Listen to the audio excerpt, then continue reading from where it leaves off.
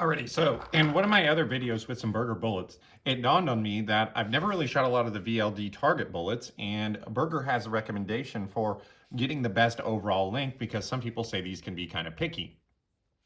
Now, I've been shooting them at like 2.610 cartridge overall length, which is about 40 thousandths of jump. It was just a random length that I picked. We had been fooling around with some loads. Now our brass is all fire formed. And I shot one 5-shot group with that cartridge overall length. It shot about ½ inch, so not bad, very acceptable for a Berger bullet in the 22. But I thought, heck, let's try this test exactly how Berger speaks about it. Obviously, Berger knows what they're doing. I've never tried it. You guys probably want to see it anyway, so that's what we're going to do here.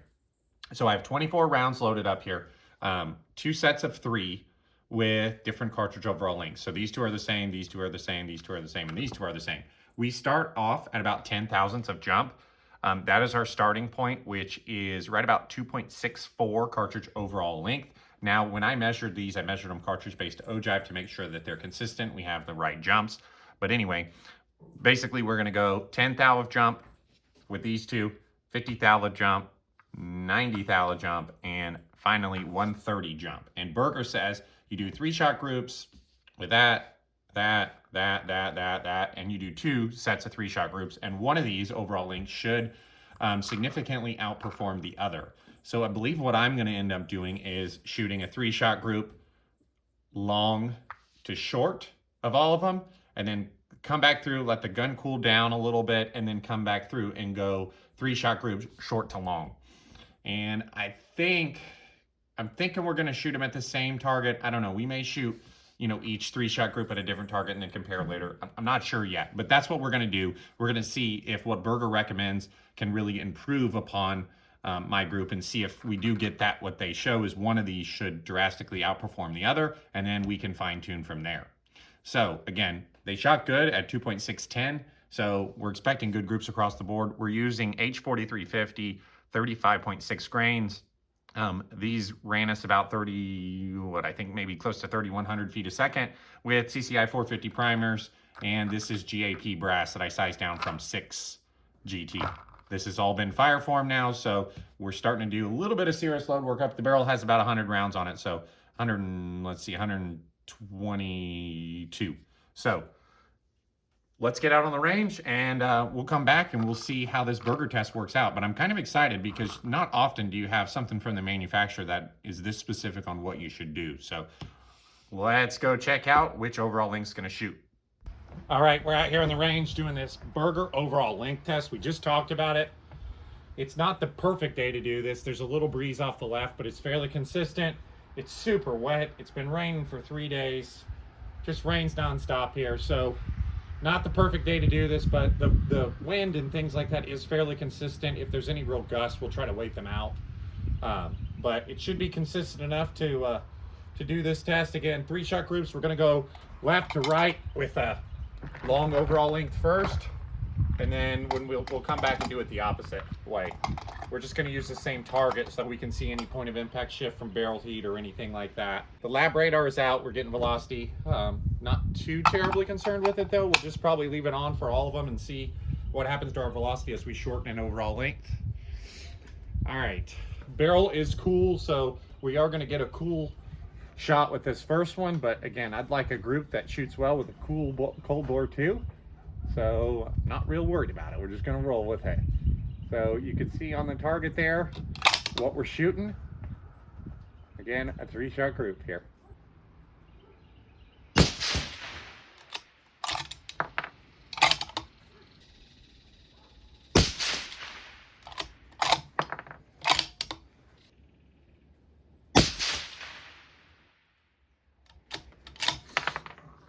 Okay, so our longest cartridge overall length,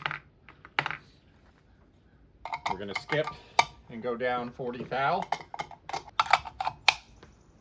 We'll move across.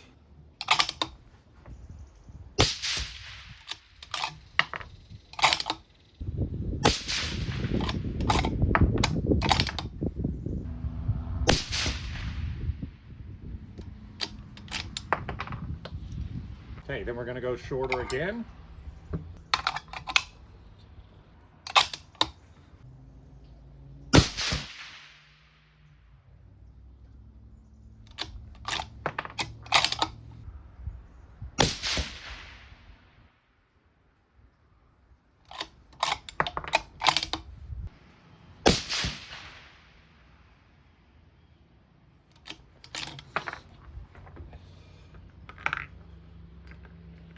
Okay. Our barrel's not warm at all. And we'll go to our shortest cartridge overall length here.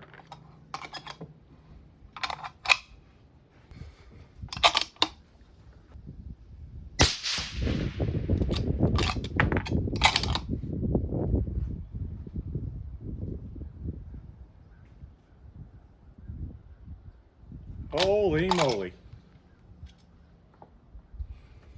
So, I assume you guys just saw what I saw in the trigger can. Okay. So, our whole entire target platform just absolutely just tanked. All right. So, I got a whole lot of work to do to get this set back up. And our paper is probably absolutely destroyed. So, a beautiful test gone terribly wrong. All right. So, as you guys see, my target came down, which has been up for literally years, and my battery for my lab radar died. So we're back at the shortest overall length.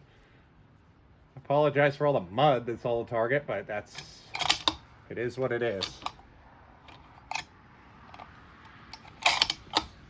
All right. Not exactly the greatest test here, but we're pushing through.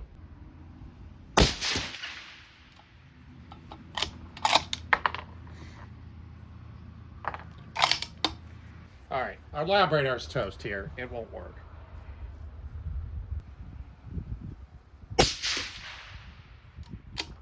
Okay, so that cartridge overall length is clearly bad, or I would assume so,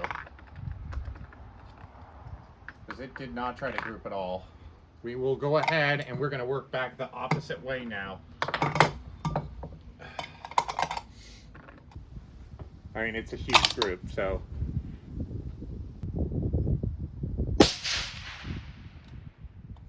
Our bolt's a little sticky too.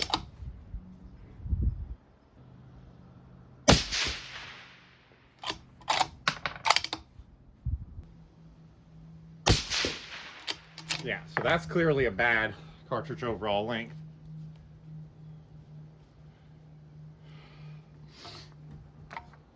Which is our shortest one. Let's go ahead and work back the other way and see if they improve again. So it kind of looked like as we got shorter, our cartridge overall, or our groups got worse.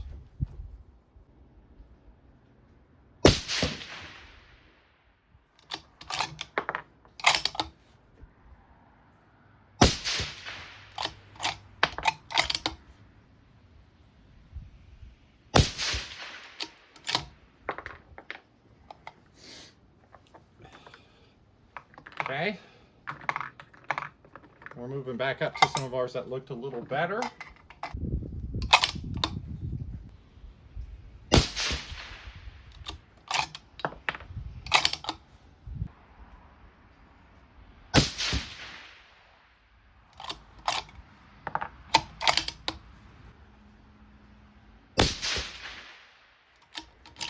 Okay, so we really tried to group them in there, didn't we?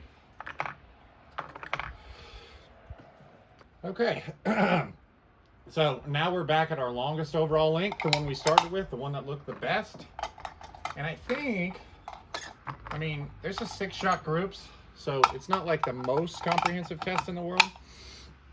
But it definitely looks like as we went shorter with our cartridge overall length, those 2 really short cartridge overall lengths shot really bad. And then the 2 longer ones, I don't know, we'll see what happens here, but definitely the one we just shot pretty decent. We had, what, 2 that flew out of the group. It's still not bad looking though for 6 shots. Let's see what they do here at this short cartridge overall length, which is our best grouping so far. Or our long cartridge overall length, I should say.